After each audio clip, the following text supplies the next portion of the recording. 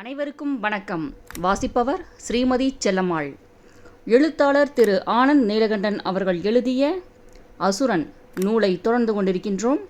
வீழ்த்தப்பட்டவர்களின் வீர காவியம், ராவணன் மற்றும் அவனது இனத்தாரின் கதை. மொழிபெயர்ப்பு தமிழில் நாகலட்சுமி சண்முகம் அவர்கள். திரு ஆனந்த் நீலகண்டன் அவர்கள் கூறுகின்றார், ராமாயணம் இது நாடறிந்த கதை. நம் நாட்டில் உள்ள ஒவ்வொரு வீடும் அறிந்த கதை. கடவுளின் அவதாரமான ராமன் அரக்கனான ராவணனை வதம் செய்த இந்த கதையை ஒவ்வொரு இந்தியனும் அறிவான்.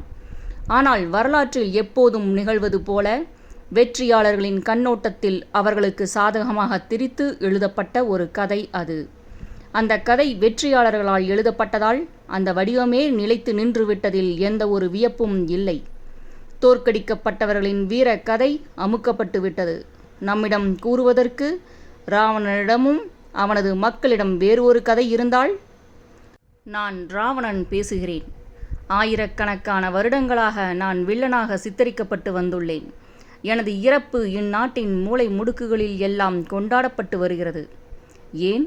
என் மகளுக்காக நான் தேவர்களின் கடவுளை எதிர்த்தேன் என்பதனாலா?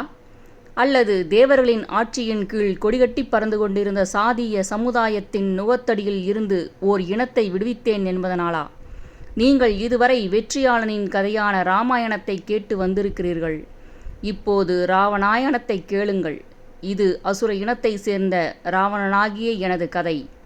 இது வீழ்த்தப்பட்டவர்களின் வீரக்கதை. ராவணன் மற்றும் அவனது அசுர இன மக்களின் மகத்தான இந்த வீரகாவியம் இதுவரை சொல்லப்பட்டிருக்கவில்லை. ஆனால் 3000 வருடங்களுக்கும் மேலாக சாதியம் தலைவிரித்தாடி கொண்டிருந்த, இன்னும் பேயாட்டம் போட்டு கொண்டிருக்கின்ற ஒரு சமுதாயத்தால் தீண்டத்தகாதவர்களாக அடக்கி ஒடுக்கப்பட்டு வைக்கப்பட்டிருந்த, இன்றும் ஒடுக்கப்பட்டு வைக்கப்பட்டிருக்கின்ற ஓர் இனத்தால் தலைமுறை தலைமுறையாக இக்கதை போற்றி பாதுகாக்கப்பட்டு வந்துள்ளது. இதுவரை இக்கதையை எந்த அசுரனும் சொல்ல துணிந்திருக்கவில்லை. மடிந்து போனவர்களும் வீழ்த்தப்பட்டவர்களும் தங்களது வீரக்கதையை எடுத்து கூறுவதற்கான சமயம் இப்போது கைகூடி வந்துள்ளது. நூலின் அத்தியாயம் 31, மரணகுகை. நான் ராவணன் பேசுகிறேன்.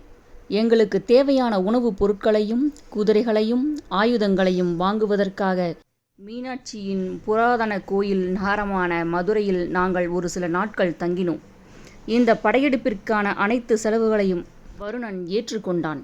ஆனால் நான் இலங்கையின் அரியணையை மீண்டும் கைப்பற்றியவுடன் அவனிடம் வாங்கிய பணத்தை ஏராளமான வட்டியுடன் அவனுக்கு திருப்பித் தருவதாக ஒப்புக்கொள்ள வேண்டியிருந்தது. அந்த கடற்கொள்ளைக்காரனை சார்ந்திருக்க நான் விரும்பவில்லை.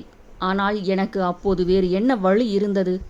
மேலும் அந்த சாமர்த்தியமான கடற்கொள்ளைக்காரன் நான் மீண்டும் அரியணையை கைப்பற்றுவேன் என்று நினைத்தான் என்ற உண்மை எனக்கு சிறிது நம்பிக்கையை கொடுத்தது. அவன் பந்தயம் கட்டிய விஷயங்களில் அவன் ஒருபோதும் தோற்றுப்போனதில்லை. ஆனால் எங்களுடைய குறைபாடுகளை நான் நன்றாக அறிந்திருந்தேன். நாங்கள் மதுரையிலிருந்து புறப்பட்டு மரண பள்ளத்தாக்கை அடைந்தோம். யமனின் கோட்டை வானலாவ உயர்ந்திருந்த ஒரு மலையின் உச்சியின் மீது இருந்தது. அதன் 3 பக்கங்களை சுற்றிலும் செங்குத்தான பாறைகளுடன் கூடிய பள்ளத்தாக்கு இருந்தது. அது திரிகோட்டாவில் இருந்த எனது கோட்டையைப் போல இருந்தது. ஆனால் அதிக இறுக்கமாகவும் மிக அதிக உயரத்திலும் இருந்தது.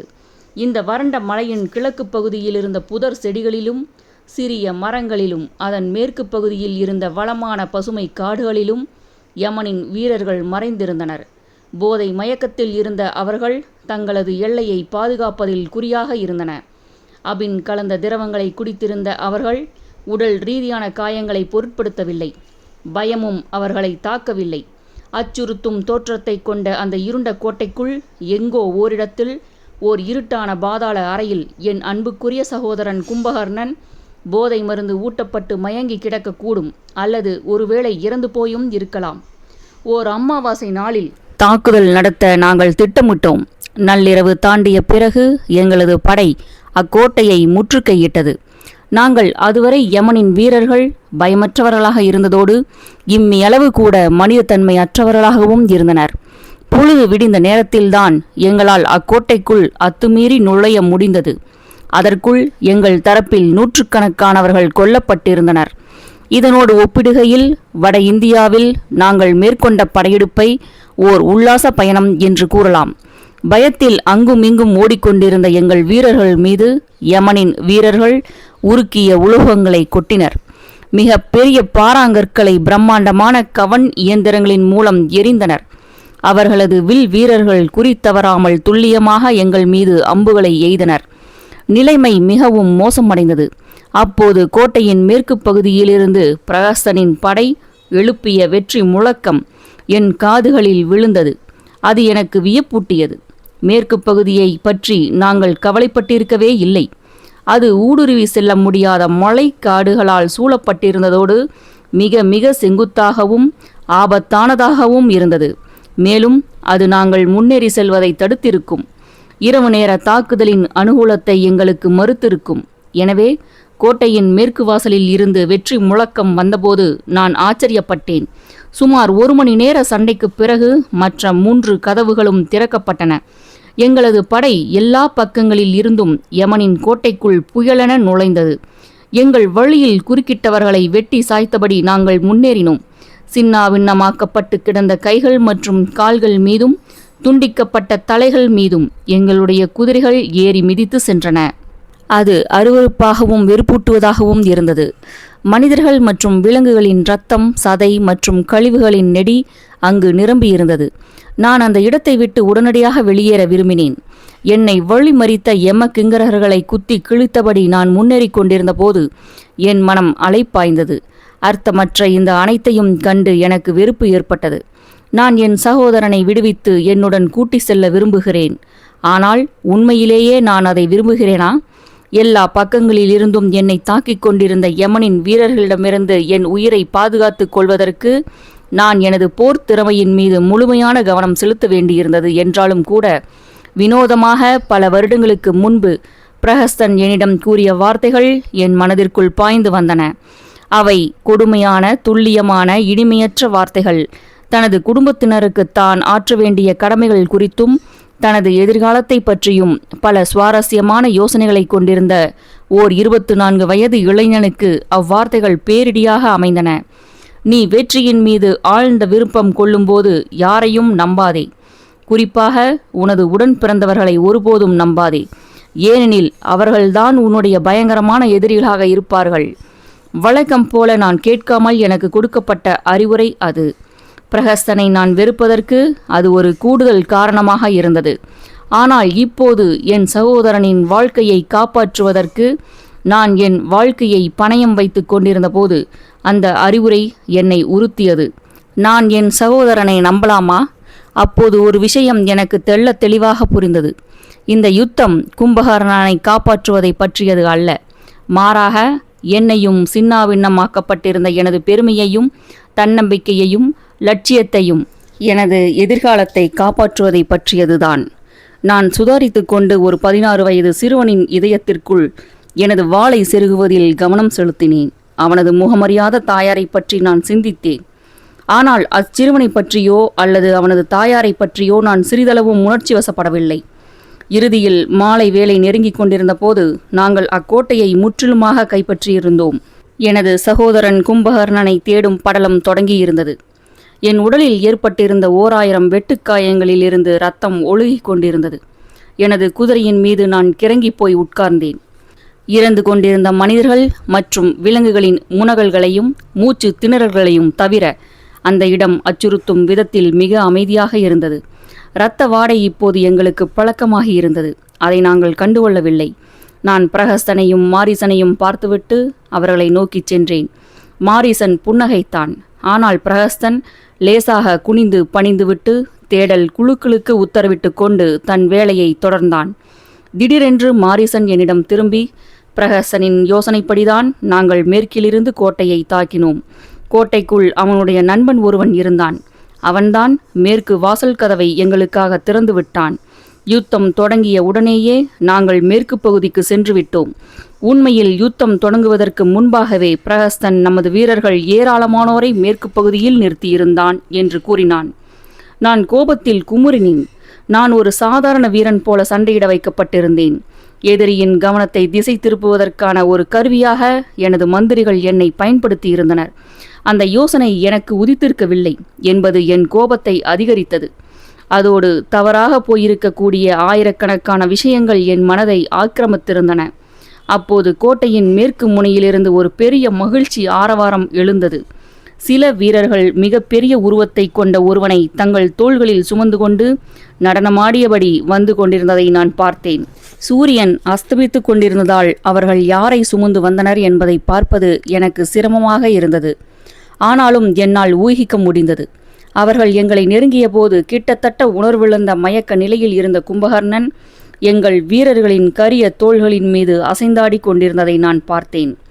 பார்ப்பதற்கு அக்காட்சி மிகவும் வேடிக்கையாக இருந்தது. நான் புன்னகைத்துவிட்டு மாரிசனை திரும்பி பார்த்தேன். அவனது முகம் பிரகாசமாக இருந்தது. பிரகஸ்தன் தனது வழக்கமான கடுமையான பார்வையுடன் மாரிசனுக்கு பக்கத்தில் நின்றான். அவன் ஏன் தனது திட்டத்தை என்னுடன் பகிர்ந்து கொண்டிருக்கவில்லை என்று நான் அவனை கேட்க விரும்பினேன். என் கோபம் வேகமாக என்னிடம் திரும்பி வந்தது. நான் அவனிடம் அக்கேள்வியை கேட்க எத்தனித்த போது மாரிசன் என்னை பார்த்துவிட்டு என்னை நோக்கி அவசரமாக நடந்து வந்து, நமக்கிடையே சில புல்லுருவிகள் இருந்ததாக நாங்கள் சந்தேகித்தோம். நான் உன்னிடம் இத்திட்டம் பற்றி கூற விரும்பினேன். ஆனால் அது உனக்கு தெரியக்கூடாது என்று பிரகஸ்தன் வலியுறுத்தினான். அது உனக்கு தெரிந்தால் நீ இந்த யுத்தத்தை முன்னின்று நடத்தும்போது முழு மனத்துடன் அதில் உன்னால் ஈடுபட முடியாது என்றும் எதிரி நமது தந்திரத்தை ஊகித்திருப்பான் என்றும் அவன் காரணம் கூறினான். எனவே வீரமாக சண்டையிடுவதற்கு உன்னை தனியாக விட்டுவிட்டு நாங்கள் யாருக்கும் தெரியாமல் பின்புறமாக உள்ளே நுழைந்தோம் என்று என் காதில் கிசுகிசுத்தான்.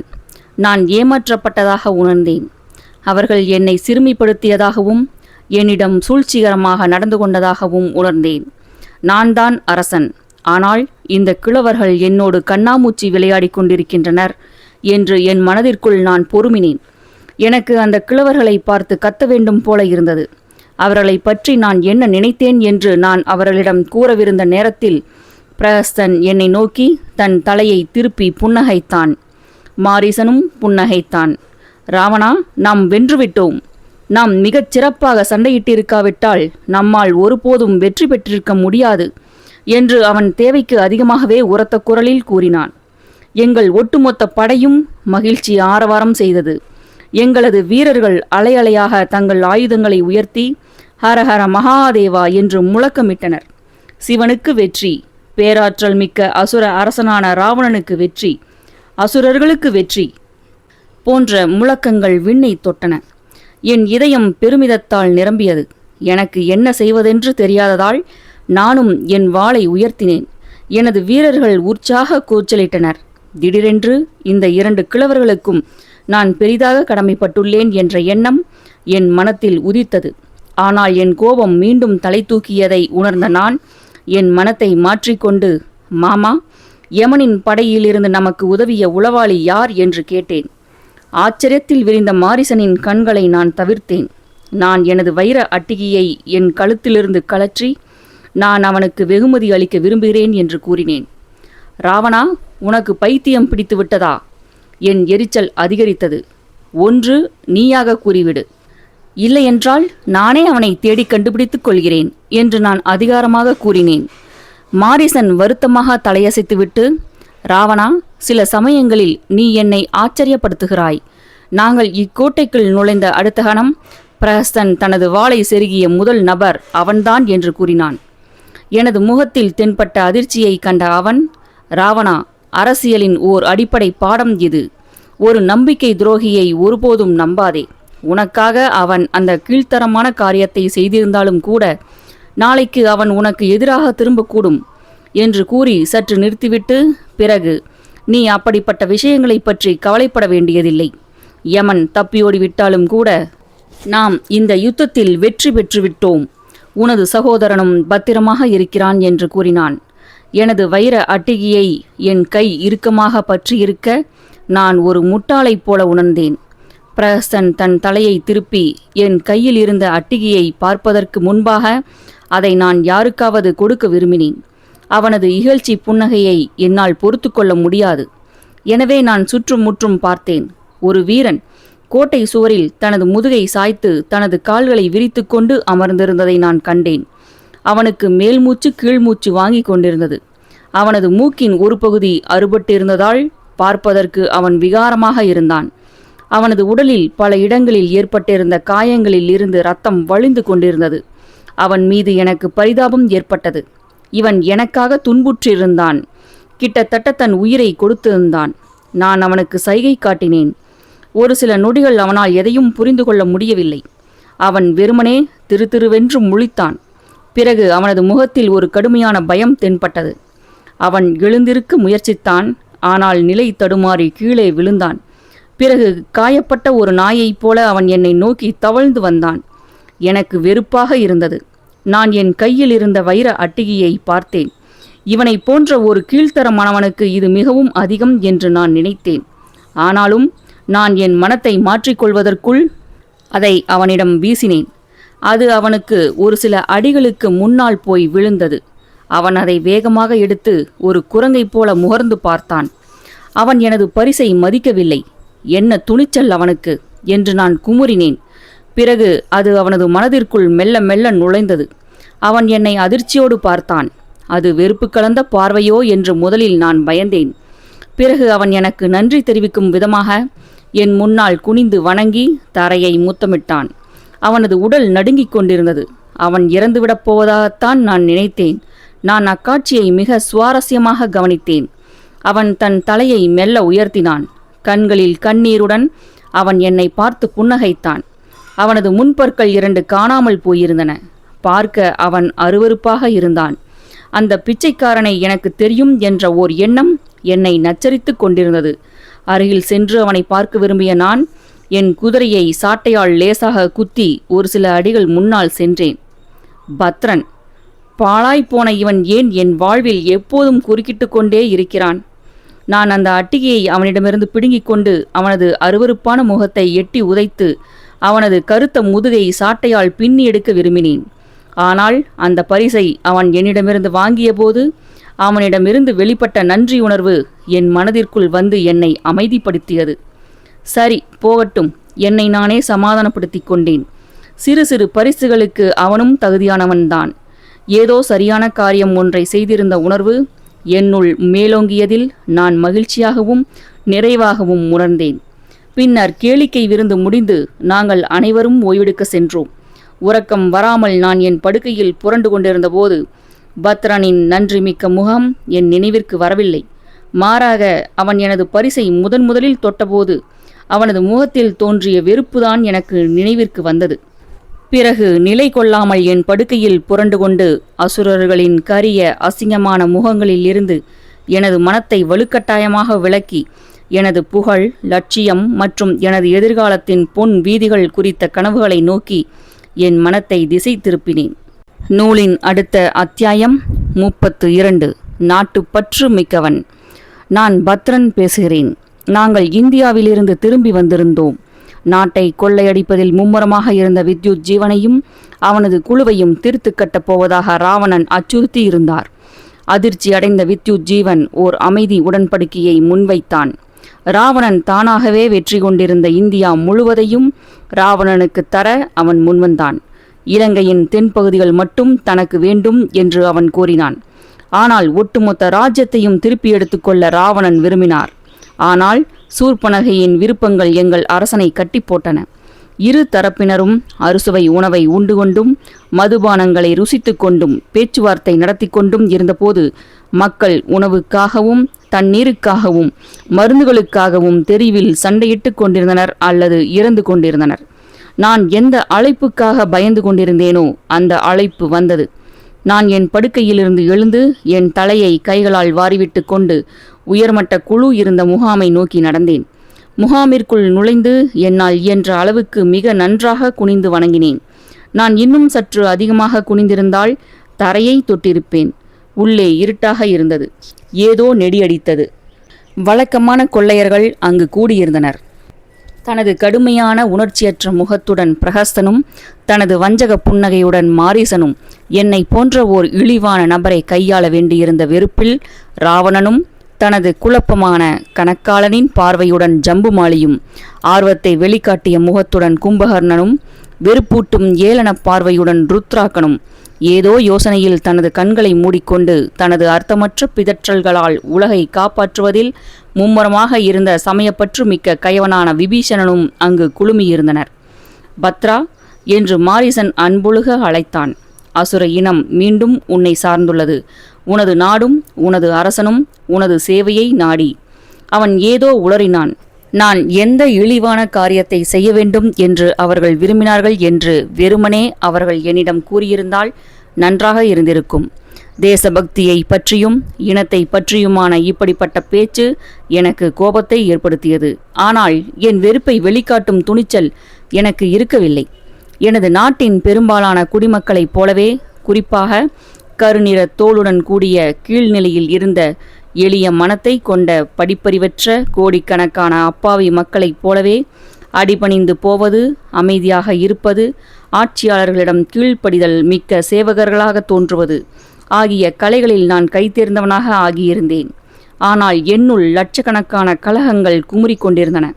வித்யுத் ஜீவனை தீர்த்து கட்டும் வேலை என்னிடம் ஒப்படைக்கப்பட்டிருந்ததை புரிந்து கொள்வதற்கு எனக்கு சிறிது நேரம் ஆனது. என் இதயம் மகிழ்ச்சியில் துள்ளியது. உயர்மட்ட குழுவினரை நான் மிக கடுமையாகவும் மிக விரைவாகவும் எடை போட்டு விட்டேனோ என்று எனக்கு தோன்றியது. கடவுள் எனக்கு கொடுத்த ஒரு வாய்ப்பு இது. நான் குனிந்து வணங்கிவிட்டு என் முதுகை காட்டாமல் அங்கிருந்து வெளியேறினேன். இருட்டும் வரை நான் காத்திருக்க வேண்டியிருந்தது. இந்த பணி உற்சாகம் மூட்டுவதாகவும் ஆபத்தானதாகவும் இருந்தது. யாருக்கும் தெரியாமல் கோட்டைக்குள் நுழைந்து வித்யுத் ஜீவனை கொலை செய்வது அவ்வளவு சுலபமான காரியம் அல்ல. ஆனால் அவன் மீது நான் கொண்டிருந்த தனிப்பட்ட வெறுப்பும் மதிப்பு வாய்ந்த எதையேனும் செய்ய வேண்டும் என்ற எனது லட்சியமும் என்னை தூண்டின. உயர்மட்ட குழுவை சந்தித்துவிட்டு நான் திரும்பி வந்த உடனேயே எனது குத்துவாளை அதன் உரையிலிருந்து எடுத்து அதன் கூர்மையை ஆய்வு செய்தேன். பிறகு எனது சாக்கு மூட்டையை எடுத்து ஒரு விஷ திரவத்தை தயாரிப்பதற்கு தேவையான பொருட்கள் அனைத்தும் இருந்தனவா என்று தேடினேன். எனக்கு தேவைப்பட்ட 7 மூலிகைகளையும் நான் ஒரு நேர்கோட்டில் அடுக்கி வைத்து பிறகு தேவையான அளவுகளில் அவற்றை எடுத்து கலந்து அரைத்தேன். அந்த விஷ கலவையை கவனமாக எனது குத்துவாளின் மீது தேய்த்தேன். பிறகு ஒரு சிறிய மெல்லிய துணியை எடுத்து அதை அந்த விஷ திரவத்தில் நனைத்தெடுத்து என் குத்துவாளின் மீது சுற்றினேன். மீதி இருந்த விஷ கலவையை ஒரு மூலையில் பத்திரமாக புதைத்து வைத்தேன். பிறகு நான் எனது இடுப்பு கச்சையை தவிர மீதி உடைகளை களைந்துவிட்டு எண்ணெய் விளக்கை அணைத்துவிட்டு அதில் மீதமிருந்த எண்ணெயை எடுத்து என் உடல் முழுவதும் தேய்த்து கொண்டு கோட்டையை நோக்கி புறப்பட்டேன். பொழுது புலர்வதற்கு முந்தைய மிக இருட்டான நேரத்தை தான் நான் எனது பணிக்காக தேர்ந்தெடுத்திருந்தேன். எனவே விடியலுக்கு 3 மணி நேரம் முன்பாக நான் எனது முகாமை விட்டு புறப்பட்டு கோட்டையின் பின்வாசல் கதவருகே காத்திருந்தேன். 2 காவலாளிகள் தங்கள் இடத்தில் நின்றபடியே தூங்கினர். பருவ வயது சிறுவனைப் போல தோன்றிய இன்னொருவன் தனது ஈட்டியை தூக்கி கொண்டு மேலும் கீழுமாக நடந்து கொண்டிருந்தான். அவன் புதிதாக வேலைக்கு சேர்ந்திருக்க வேண்டும். ஏனெனில் தனது மேல் அதிகாரியை மகிழ்விப்பதற்காக அவன் மிகவும் உற்சாகமாக வேலை செய்தான். நான் ஓசைப்படாமல் அவனை கடந்து சென்றேன். தூங்கிக் கொண்டிருந்த காவலர்களில் ஒருவனின் இடுப்பு துணியில் ஒரு வளையத்தில் தொங்கிக் கொண்டிருந்த சாவிக்கொத்தை நான் எடுக்க முயன்றேன். கோட்டையின் பின்வாசல் கதவுக்கான சாவிகள் அவை. இருட்டில் நான் தடுமாறியதால் சாவிக்கொத்து எனது கைகளில் இருந்து தவறி கீழே விழுந்து அதன் வளையம் தரையில் பட்டு கணீர் என்ற ஒரு ஒலியை எழுப்பியது. நான் பயத்தில் உறைந்து போனேன். தூங்கிக் கொண்டிருந்த காவலாளி லேசாக அசைந்தான். ஆனால் கண் விழிக்கவில்லை. கோட்டை வாசலில் இருந்த மிகப்பெரிய தூண்கள் ஏற்படுத்திய ஆழமான நிழல்களுக்குள் நான் விரைவாக ஒதுங்கினேன். அப்போது அச்சிறுவன் என்னிடமிருந்து ஒரு சில அடிகள் தூரத்தில் நின்று கொண்டு நான் மாயமாக மறைந்து போயிருந்த இருட்டிற்குள் உற்று பார்த்தான். நான் என் மூச்சை பிடித்து கொண்டு நின்றேன். அவன் என்னை நோக்கி ஓரிரு அடிகள் எடுத்து வைத்துவிட்டு பிறகு அப்படியே நின்றான். மூத்த காவலாளிகளை எழுப்ப வேண்டுமா அல்லது என்ன சத்தம் என்று தானே ஆய்வு செய்ய வேண்டுமா என்று தீர்மானிக்க முடியாமல் அவன் தடுமாறிக் கொண்டிருந்ததைப் போல தோன்றியது. பிறகு அவன் என்னை நோக்கி மெல்ல நகர்ந்து வந்து இருட்டிற்கு தனது கண்களை பழக்கப்படுத்தி கொள்ள முயன்றான். நான் செயல்படுவதற்கு ஒரு நொடிக்கும் குறைவான நேரமே என்னிடமிருந்தது. நான் என் குத்துவாளை உருவி அவன் மீது பாய்ந்து அவன் சுதாரிப்பதற்குள் அதை அவனது கழுத்தில் ஆழமாக செருகினேன். அவன் அமைதியாக தரையில் சரிந்தான். நான் மற்ற 2 காவலர்களையும் நோக்கி திரும்பினேன். அவர்கள் இப்போது விழித்திருந்தனர். என் குத்துவாளில் இருந்து ரத்தம் சொட்டி கொண்டிருந்தது. அவர்களில் ஒருவன் என்னை கண்டதும் அலறினான். நான் அவனை நோக்கி நடந்து சென்று அமைதியாக அவனது தொண்டையை அறுத்தேன். அதிக அனுபவம் வாய்ந்தவன் போல தோன்றிய 3ஆமவன் தனது வாளை உருவச் சென்றான். நான் அவன் மீது பாய்ந்தேன். ஆனால் அவன் மிக விரைவாக செயல்பட்டான். அவன் பலமாக என்னை எட்டி உதைத்ததில் நான் எனது கைகளையும் கால்களையும் பரப்பிக்கொண்டு நிலத்தில் போய் விழுந்தேன். பிறகு அவன் தனது வாளை தனது தலைக்கு மேலே உயர்த்தி எனது இதயத்திற்குள் ஆழமாக செருக முயன்றான்.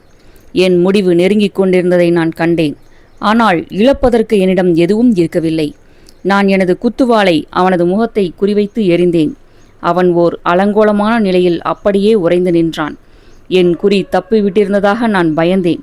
அப்போது சிதைந்து போயிருந்த முகத்துடன் தனது இடது கண்ணில் குத்துவாள் செருகப்பட்ட நிலையில் அவன் துடிதுடித்து கீழே சரிந்தான். அவனது ஒட்டுமொத்த உடலும் என் மீது விழுந்தது. அவனது வாள் என் தலைக்கு மேலே ஒரு சில அடி தூரத்தில் நிலத்திலிருந்த மண்ணில் குத்திட்டு நின்றது. குள்ளமாக இருப்பதில் அனுகூலமும் இருந்தது போலும். நான் அந்த மாமிச மலைக்கு அடியிலிருந்து என்னை விடுவித்து கொண்டு எனது குத்துவாளை அவனது கண்ணிலிருந்து கவனமாக பிடுங்கினேன். அப்போது யாரோ சிலர் ஓடிவந்த காலடி ஓசை என் காதில் கேட்டது. என்ன நடந்து கொண்டிருந்தது என்று விசாரிப்பதற்காக மற்ற காவலாளிகள் வந்து கொண்டிருந்தனர். தப்பிக்கும் வழியை நான் பதற்றத்தோடு தேடினேன். கதவை திறப்பதற்கான சரியான சாவி எது என்று தெரியாமல் நான் தடுமாறினேன். உற்சாகத்திலும் பயத்திலும் என் கைகள் நடுங்கின. ஏய் என்று யாரோ கத்தினார்கள். நான் மீண்டும் தடுமாறினேன். எனது கழுத்தின் வலது பக்கத்தில் 2 அங்குலம் தள்ளி ஓர் அம்பு பாய்ந்து சென்று கோட்டை வாசலின் மரக்கதவை துளைத்தது. அடுத்தது பாய்ந்து வந்து எனது இடது தோள்பட்டைக்கு ஒரு சில அங்குலங்கள் தள்ளிச் சென்று அக்கதவில் குத்திட்டு நின்றது. அதன் இறகுகள் என்னை உரசி சென்றன. யாரோ சிலர் என்னை நோக்கி ஓடி வந்து கொண்டிருந்த சத்தத்தை என்னால் கேட்க முடிந்தது. ஆனால் அதற்குள் கதவு திறந்து கொண்டது. நான் கோட்டைக்குள் நுழைந்து கதவை மூடிய கணத்தில் ஒரு வாளின் செப்பு முனை அக்கதவின் மீது ஒரு பயங்கர சத்தத்துடன் மோதியது. கதவை பூட்டுவதற்கு சாவிகளுடன் மீண்டும் நான் போராட வேண்டியிருந்தது. அவர்கள் வெளியே இருந்து கதவை தள்ளி திறக்க முயன்று கொண்டிருந்தனர். ஆனால் நான் என் பலம் முழுவதையும் பயன்படுத்தி கதவை பின்னுக்கு தள்ளி இறுதியில் ஒரு வழியாக அதை பூட்டினேன். பிறகு என் உயிரை காப்பாற்றிக் கொள்வதற்காக தலை தெறிக்க ஓடினேன். நான் அரண்மனையை நோக்கி ஓடியபோது கோட்டையின் பல்வேறு பகுதிகளில் ஆங்காங்கே தீப்பந்தங்கள் ஏற்றப்பட்டதை நான் கண்டேன். அரசனின் அறை முதற் தளத்தில் இருந்தது. சுவரில் தொங்கிக் கொண்டிருந்த ஒரு கொடியை பிடித்து கொண்டு தட்டு தடுமாறியபடி நான் மேலே ஏறி ஒரு தாழ்வாரத்தில் ஒரு பூனையைப் போல வந்து இறங்கினேன். கீழே என்ன சத்தம் என்று பார்ப்பதற்காக அறை காவலாளிகள் கைப்பிடி சுவரில் சாய்ந்து எட்டி பார்த்தார்கள். நான் ஒரே தள்ளில் அவர்கள் இருவரின் கால்களையும் இடறி அவர்களை கீழே தள்ளிவிட்டு அறை கதவை என் காலால் எட்டி திறந்தேன். நான் என் குத்துவாளை என் கையில் பிடித்து கொண்டு காத்திருந்தேன். ஆனால் ஒன்றுமே நிகழவில்லை. எதுவும் அசைவும் இல்லை. படுக்கையின் மீது ஒரு கரிய உருவம் தூங்கிக் கொண்டிருந்தது. எண்ணெய் விளக்கு விட்டுவிட்டு எரிந்து கொண்டிருந்தது. நான் அக்கதவை ஓசையின்றி மூடிவிட்டு உள்ளிருந்து அதை தாளிட்டேன். நான் அந்த விளக்கை நோக்கி எச்சரிக்கையாக நடந்து சென்று அதன் ஒளியை கூட்டினேன். இளவரசி சூர்பனகை. அந்த அரக்கன் எங்கே போனான்? அவன் தப்பிவிட்டானா? ஓர் ஏமாற்ற உணர்வு என்னை நிரப்பியது. நான் தாமதித்த ஒவ்வொரு நொடியும் நான் மரணத்தை நெருங்கிக் கொண்டிருந்தேன். வெறுப்பில் உச்ச குரலில் கத்த வேண்டும் போல தோன்றியது. அப்போது ஒரு மணி சத்தம் போல ஒரு சிறிய சிரிப்பொலி எனக்கு கேட்டது. அது மிக லேசான சத்தமாக இருந்தது. ஆனாலும் ஒரு மைலுக்கு அப்பாலிருந்து கூட அது யாருடைய சிரிப்பு என்று என்னால் அடையாளம் கண்டு கொண்டிருக்க முடியும். ஆம், மாலா. அவள் இங்கே என்ன செய்து கொண்டிருந்தாள்? தனது இரையை தேடி சுற்றுமுற்றும் பார்த்த ஒரு காட்டு பூனையைப் போல நான் அந்த சத்தத்தை கவனித்தேன். நான் நின்று கொண்டிருந்த அறையை ஒட்டி இருந்த அறையிலிருந்து அந்த சிரிப்பு வந்தது. மாலா வித்யுத் ஜீவனுடன் இருந்தாள் என்பதை திடீரென்று நான் உணர்ந்தேன். அந்த அறைக்கான கதவை நான் தேடினேன். காவலாளிகள் என்னை தேடிக்கொண்டிருந்த சத்தம் என் காதுகளில் விழுந்தது. நான் தப்பிப்பதற்கான வாய்ப்பு ஒவ்வொரு கணமும் குறைந்து கொண்டிருந்ததை நான் அறிந்தேன். யாரோ கதவை தட்டினார்கள். இளவரசி உசும்பினாள். நான் சுவரோடு சுவராக ஒட்டி நின்றேன். அவள் தன் கண்களை திறந்து கதவை நோக்கி பார்த்தாள். பிறகு தன் கைகளால் படுக்கையை துளாவி தன் கணவனை தேடினாள். ஆனால் அவனை காணாததால் அவள் கவலை கொண்டாள். கதவு மீண்டும் ஓங்கி தட்டப்பட்டது. பக்கத்து அறைக்கான கதவை என் விரல்களால் பதற்றத்துடன் துளாவினேன். யாரது என்று அவள் அந்த காவலாளிகளிடம் கேட்டாள். அரசியாரே, யாரோ உங்கள் அறைக்குள் நுழைந்திருக்கிறார்கள் என்று ஒரு குரல் பதிலளித்தது. என் இதயம் வேகமாக துடித்தது. அந்த காவலாளி என்ன கூறியிருந்தான் என்பதை உணர்ந்து கொள்ள அவளுக்கு சிறிது நேரமானது. பிறகு அவள் மெதுவாக எழுந்து கொண்டு ஒரு சில நொடிகள் தயக்கத்திற்கு பிறகு கதவை நோக்கி நடந்தாள். வீரர்கள் விரைந்து உள்ளே வந்து இளவரசியை வேகமாக ஒதுக்கி தள்ளினர். அடுத்த அறைக்கான இரகசிய தாழ்பால் என் கையில் அகப்பட்டது. நான் அதை ஓங்கி இழுத்தேன். ஒரு கதவு திறந்தது.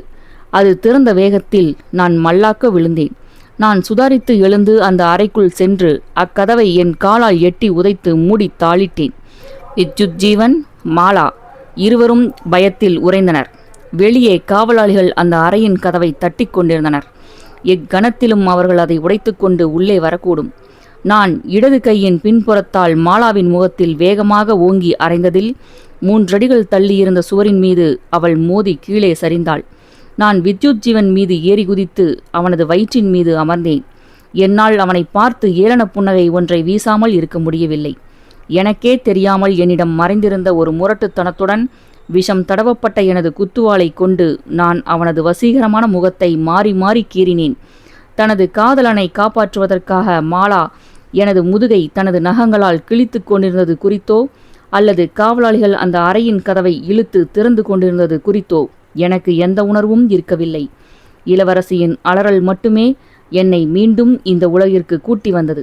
கொல்லப்பட்ட தனது கணவனை பார்த்து அவள் கத்தினாளா அல்லது அவனது நம்பிக்கை துரோகத்தைக் கண்டு அவள் அலறினாளா என்று என்னால் உறுதியாக கூற முடியவில்லை. நான் இளவரசியை கண்டு பரிதாபப்பட்டேன். என் உடலில் இருந்து ரத்தம் சொட்டி கொண்டிருந்தது. நான் மிகவும் களைத்து போயிருந்தேன். அப்போது இளவரசி சூர்பனகை, பத்ரா, பத்ரா, என் கணவனை கொல்வதற்கு என் சகோதரன் உன்னை அனுப்பினானா? ராவணனா?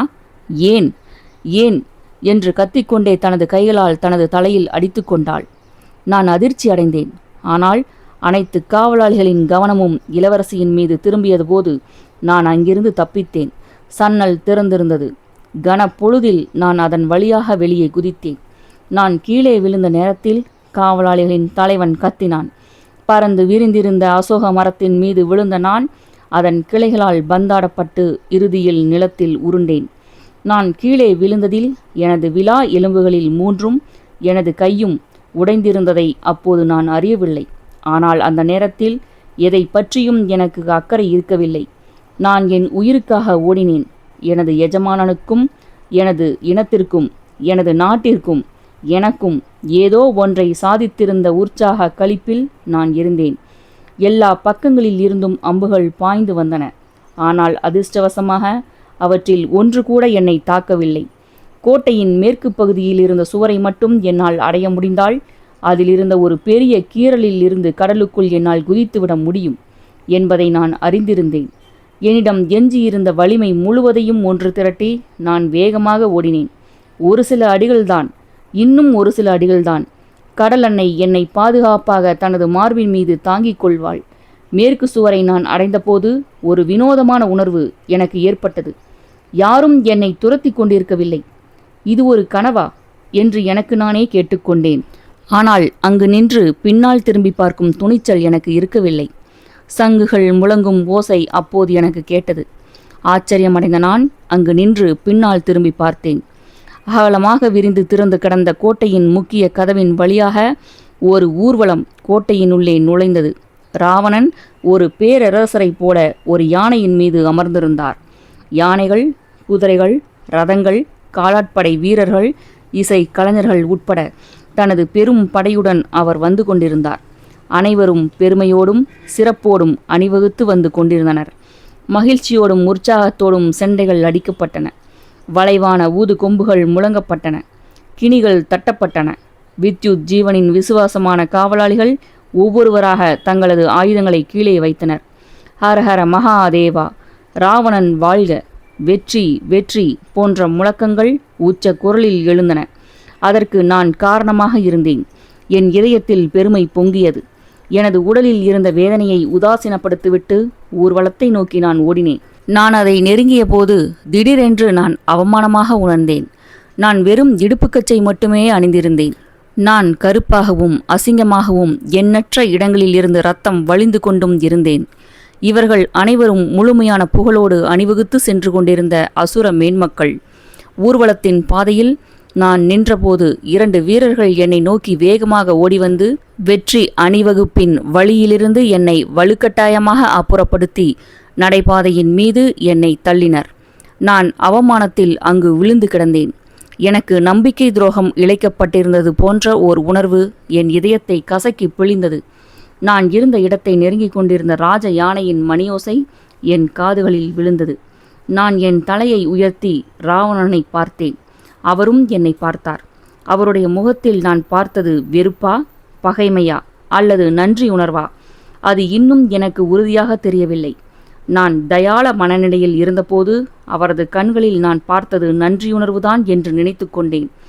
ஆனால் சில சமயங்களில் அது வெறுப்பு என்று எனக்கு தோன்றியது. ராவணன் என்னை அடையாளம் கூட கண்டிருக்கவில்லை என்பதற்கான சாத்தியத்தையும் ஒதுக்குவதற்கில்லை. ஊர்வலம் என்னை கடந்து சென்றது. என் முகத்தின் மீது ஒரு நிழல் விழுந்தபோது நான் நிமிர்ந்து பார்த்தேன். மாரீசன் என்னை பார்த்து கொண்டிருந்தான்.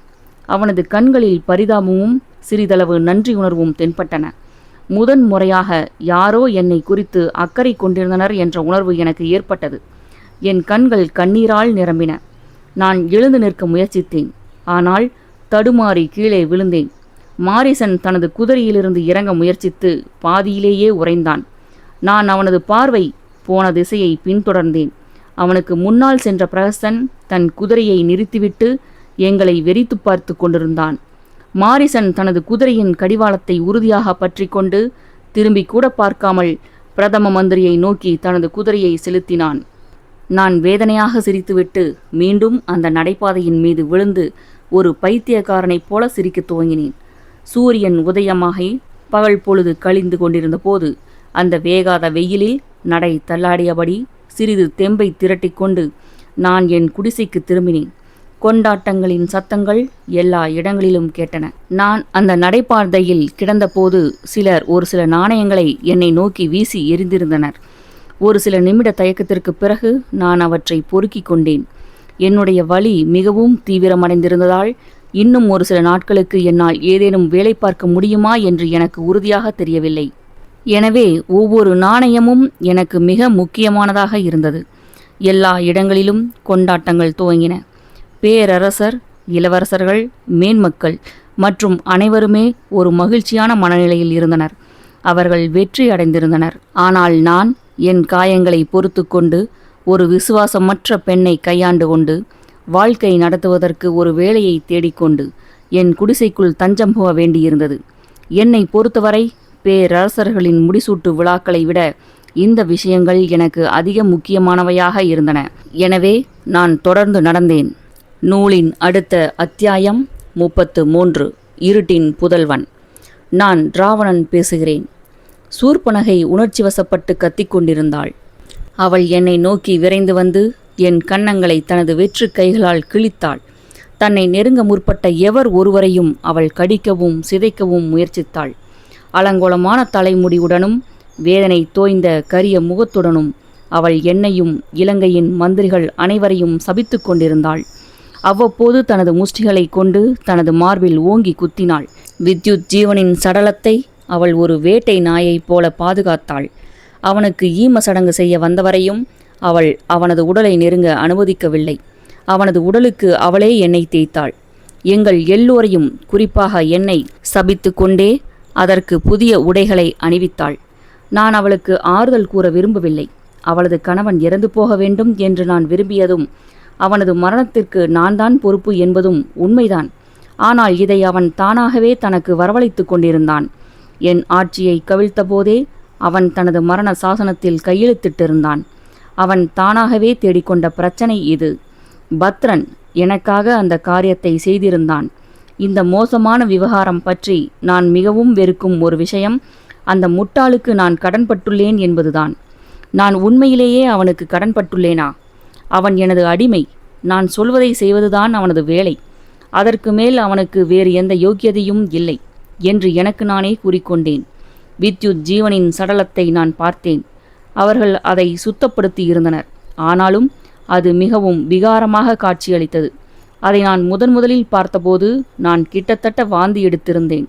இப்படிப்பட்ட ஒரு நாச வேலையை செய்வதற்கு ஒருவன் உண்மையிலேயே வக்ரம் படைத்தவனாகத்தான் இருக்க வேண்டும். பத்ரன் எப்படிப்பட்ட ஜந்து!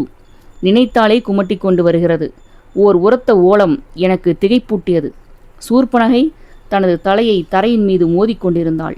அவளுக்கு பின்னால் அதைவிட உரத்த குரல் ஒன்று ஒப்பாரி வைத்து கொண்டிருந்தது. என் தாயார். அவர் இவ்வளவு வேகமாக வருவார் என்று நான் எதிர்பார்த்திருக்கவில்லை.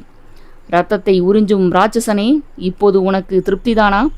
இந்த எதிர்பாராத தாக்குதலால் நான் முகம் வெளிறினேன். உன் சொந்த சகோதரியை நீ விதவியாக்கி விட்டாய். உன்னை என் கருவில் சுமந்து பெற்றது குறித்து நான் வெட்கப்படுகிறேன். நான் என் கோபத்தை அடக்க மிகவும் சிரமப்பட வேண்டியிருந்தது. அவர் என்னை பற்றி ஒவ்வொன்றாக கூற கூற சூர்பனகையின் ஒப்பாரி சத்தம் புதிய உயரங்களை தொட்டது. கொடுங்கோலனே, நீ என் மகளை இப்படி ஒப்பாரி வைக்க செய்துவிட்டாய். இதற்கு நீ ஒரு விலையை கொடுக்கத்தான் போகிறாய். நிச்சயமாக நீ இதற்கு ஒரு விலையை கொடுக்கப் போகிறாய். அடுத்த அரை மணி நேரம் அவர் தொடர்ந்து என்னை சபித்து கொண்டும் தனது மருமகனின் பல்வேறு அம்சங்களை புகழ்ந்து கொண்டும் இருந்தார். இந்த பாசாங்கில் அவர் என்னை உள்ளே இழுக்காமல் இருந்திருந்தால் இக்காட்சி மிகவும் நகைச்சுவையானதாக இருந்திருக்கும்.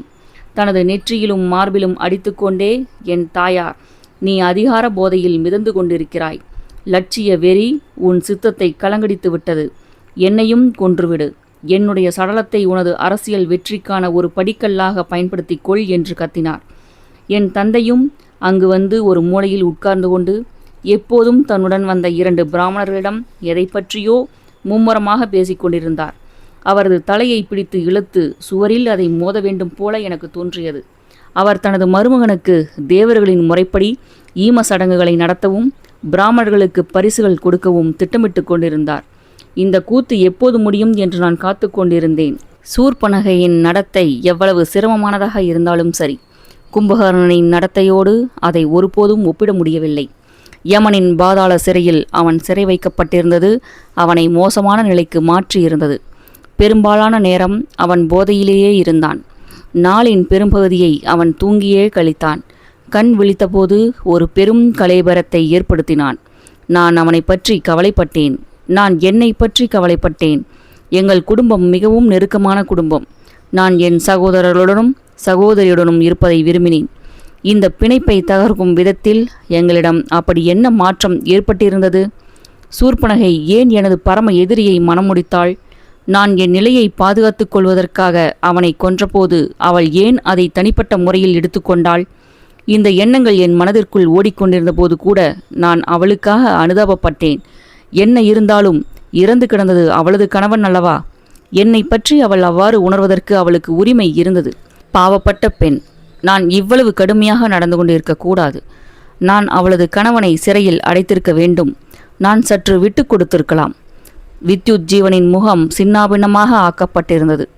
பத்ரன் மீது எனக்கு ஓர் ஆழமான வெறுப்பு ஏற்பட்டது. எப்படி அவனால் இப்படி ஒரு காரியத்தை செய்ய முடிந்தது?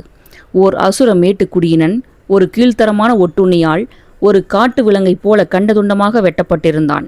வித்யுத் ஜீவனை கொலை செய்யும் வேலையை நான் பத்ரனிடம் ஒப்படைத்திருந்தது குறித்து நான் அவமானம் கொண்டேன்.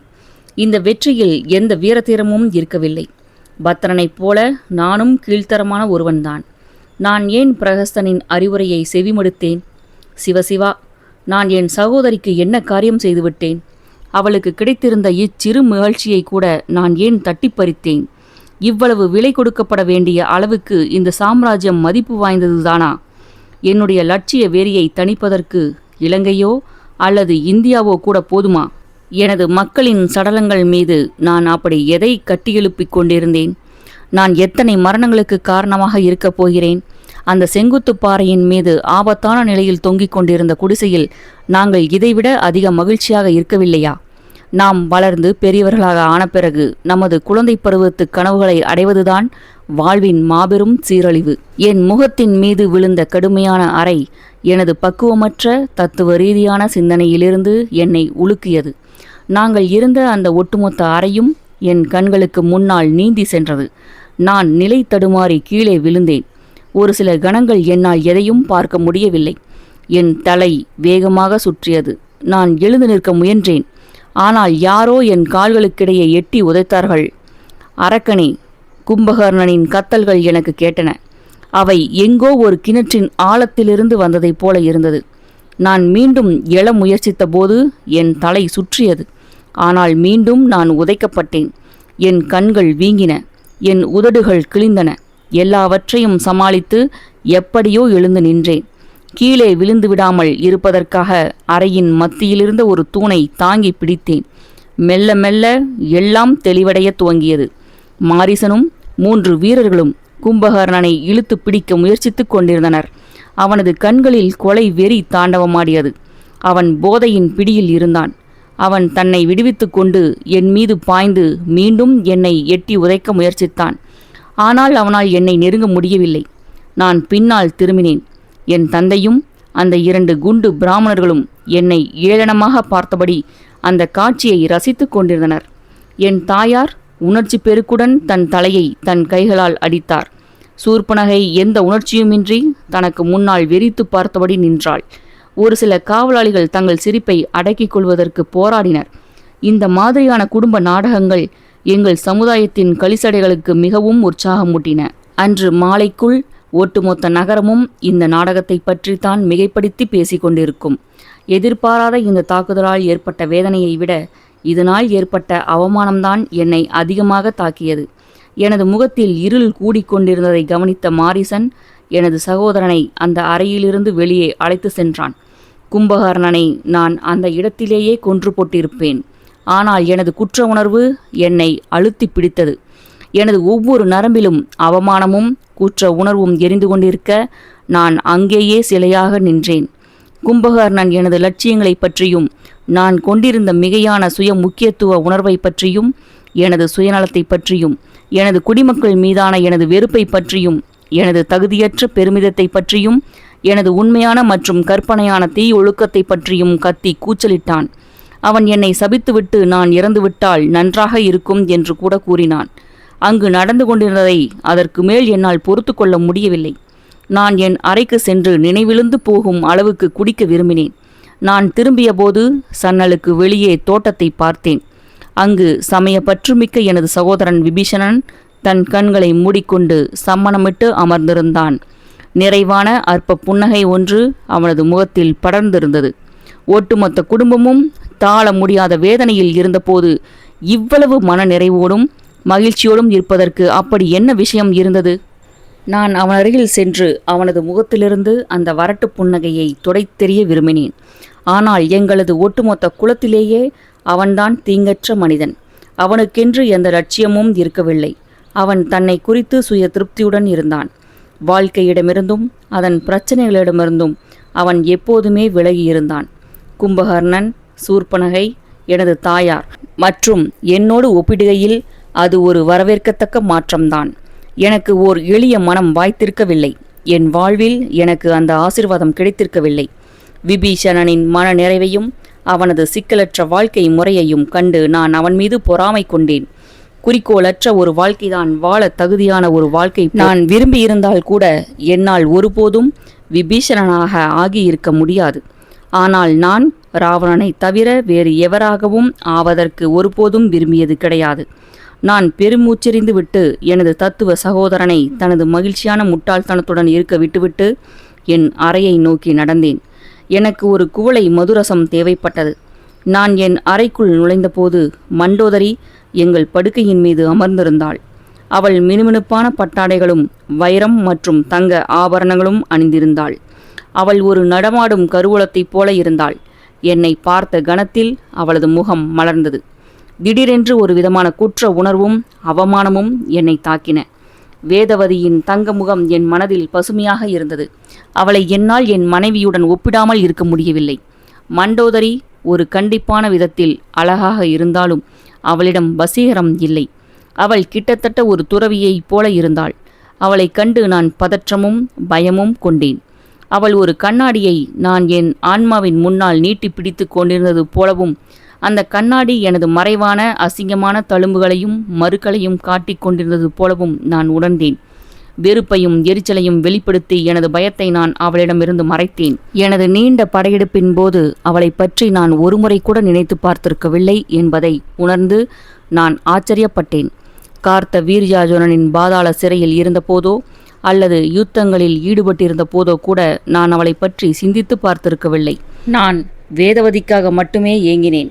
எனது முதல் குழந்தையை பார்க்க வேண்டும் என்று நான் துடித்தேன். நான் ஏகப்பட்ட சிந்தனைகளுடன் அங்கு அசையாமல் நின்றபோது மண்டோதரி எழுந்து நின்று வருத்தமாக புன்னகைத்தாள். அவளது புன்னகை அவளது முகத்தை ஒளிர செய்தது. ஆனால் என்னால் அவளை பார்க்க முடியவில்லை. நான் வெளியே பார்த்தேன். என் சகோதரன் தொடர்ந்து தியானித்துக் கொண்டிருந்ததை நான் கண்டபோது அது என் எரிச்சலை அதிகரித்தது. நான் என் பார்வையை மீண்டும் அறைக்குள் திருப்பிய போது என்னால் நுகரக்கூடிய அளவுக்கு அவள் எனக்கு மிக அருகில் நின்றாள்.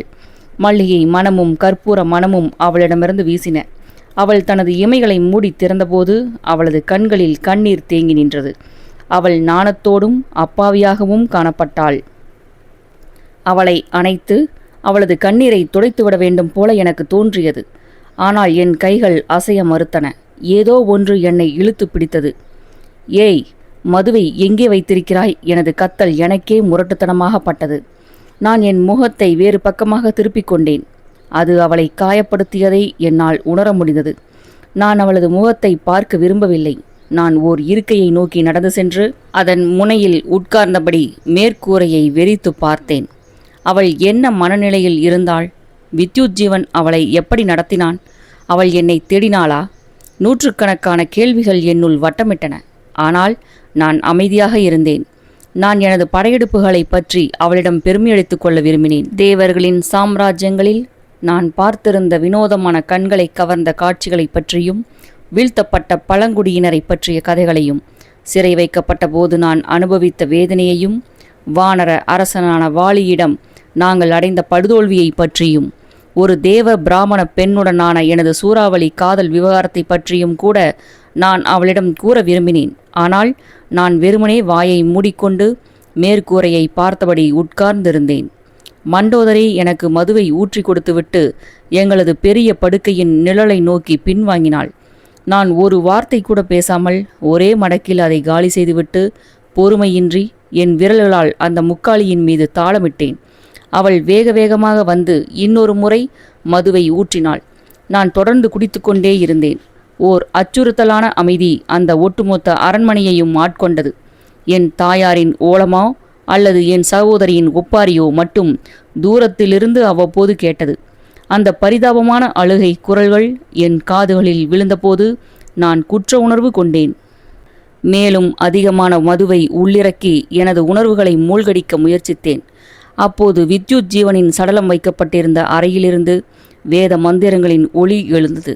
அந்த பிராமணர்கள் என் மைத்துனனின் ஆன்மாவை தேவ சொர்க்கத்திற்கு அனுப்பி வைக்க அதை தயார்படுத்தி கொண்டிருந்தனர். வெண்ணெய், தேன் மற்றும் பலவற்றால் அந்த பிராமணர்கள் உருவாக்கியிருந்த நதிகளை அந்த ஆன்மா கடக்க வேண்டியிருந்தது. வித்யுத் ஜீவனின் உடல் மயானத்திற்கு கொண்டு செல்லப்படவிருந்ததாகவும் நான் அவனது உடலுக்கு இறுதி அஞ்சலி செலுத்துவதற்காக எல்லோரும் காத்து கொண்டிருந்ததாகவும் ஒரு காவலாளி என்னிடம் தெரிவித்தான். நான் கோபத்தில் வேகமாக எழுந்ததில் முக்காலியில் இருந்த மதுக்குவளைகள் கீழே உருண்டு விழுந்து தரையில் விரிக்கப்பட்டிருந்த ஆடம்பரமான கம்பளத்தின் மீது கரைகளை ஏற்படுத்தின. நான் அந்த பாவப்பட்ட காவலாளியை பார்த்து கத்திவிட்டு ஒரு குவளையை அவனை நோக்கி எறிந்தேன். நான் எறிந்த வேகத்திற்கு அது அவனை தாக்கியிருந்தால் அவன் அந்த இடத்திலேயே இறந்திருப்பான். அந்த குவளையில் இருந்த மது கீழே கொட்டியது. அவன் தன் உயிரை காப்பாற்றிக் கொள்ள தலை தெறிக்க ஓடினான். நான் என் அறையின் கதவை ஓங்கி சாத்தினேன். பிறகு அந்த அறையின் சன்னலையும் படாரென்று வேகமாக அரைந்து மூடினேன். தோட்டத்தில் இருந்த எனது சகோதரன் தனது கேலிக்கூத்தான யோக நிலையிலிருந்து தன்னை விடுவித்து கொண்டு இப்போது அங்கிருந்து காணாமல் போயிருந்தான். ஒருவேளை அவன் அந்த பிராமணர்களுக்கு ஒத்தாசை செய்ய போயிருக்கக்கூடும். அப்போது நான் என் மனைவியை திரும்பி பார்த்தேன். பயத்தில் அவள் நடுநடுங்கிக் கொண்டிருந்தாள். நான் அவளை என் பக்கமாக பிடித்து இழுத்தபோது என்னை ஆச்சரியப்படுத்தும் விதத்தில் அவள் என்னை வேகமாக தள்ளினாள். நான் நிறைய குடித்திருந்ததால் நிலை தடுமாறி கீழே விழுந்தேன். என்னை தொடாதீர்கள் என்று அவள் ஒரு தாழ்வான ஆனால் உறுதியான குரலில் கூறினாள். அவள் ஒரு பாம்பைப் போல சீறினாள். நான் ஒரு முட்டாளைப் போல தரையில் உட்கார்ந்து திருதிருவென்று விழித்தேன். ஒரு பணிவான பெண் வெளிப்படுத்தியிருந்த வலிமையைக் கண்டு குழம்பிப்போன நான் செய்வது அறியாமல் திகைத்தேன். இந்த குடி மயக்கத்தில் என்னை தொட ஒருபோதும் முயற்சிக்காதீர்கள். தன்னை தொடுவதற்கு எனக்கு சவால் விடுவது போல எனக்கு எதிர்ப்பு தெரிவிக்கும் விதத்தில் அவள் தன் தலையை நன்றாக உயர்த்தி நின்றாள். நான் பெரும் கோபத்துடன் எழுந்து அவளை பிடித்து இழுக்க மீண்டும் முயற்சித்தேன். அவள் அங்கிருந்த ஒரு பல கூடையில் இருந்த ஒரு கத்தியை எடுத்து என்னை நோக்கி நீட்டினாள். ஆஹா, இது எனக்கு பிடித்திருக்கிறது. அவளுக்கு துணிச்சல் இருக்கிறது. இது சுவாரஸ்யமான காட்சிதான் என்று நான் உள்ளூர கழித்தேன். அப்போது எனக்கு ஏமாற்றமளிக்கும் விதத்தில் அவள் அந்த கத்தியை தன் வயிற்றை நோக்கி திருப்பிவிட்டு என்னை தொட நீங்கள் ஓரடி முன்னால் எடுத்து வைத்தாள். என்று கூறிவிட்டு குலுங்கி குலுங்கி அழுதாள். இந்த ஒட்டுமொத்த விவகாரமும் எனக்கு வெறுப்பூட்டியது. அவளை என்னால் மிக சுலபமாக என் வசப்படுத்தி இருக்க முடியும். ஆனால் அதற்கு மேல் அவள் மீது எனக்கு விருப்பம் இருக்கவில்லை. மாறாக நான் அங்கிருந்த தலையணைகளை கிழித்தேன். பட்டு படுக்கை விரிப்பை உருவி கீழே எறிந்துவிட்டு அதை மிதித்து சவட்டினேன். சிறிது நேரத்திற்கு பிறகு நான் ஒரு முட்டாளைப் போல உணர்ந்தேன்.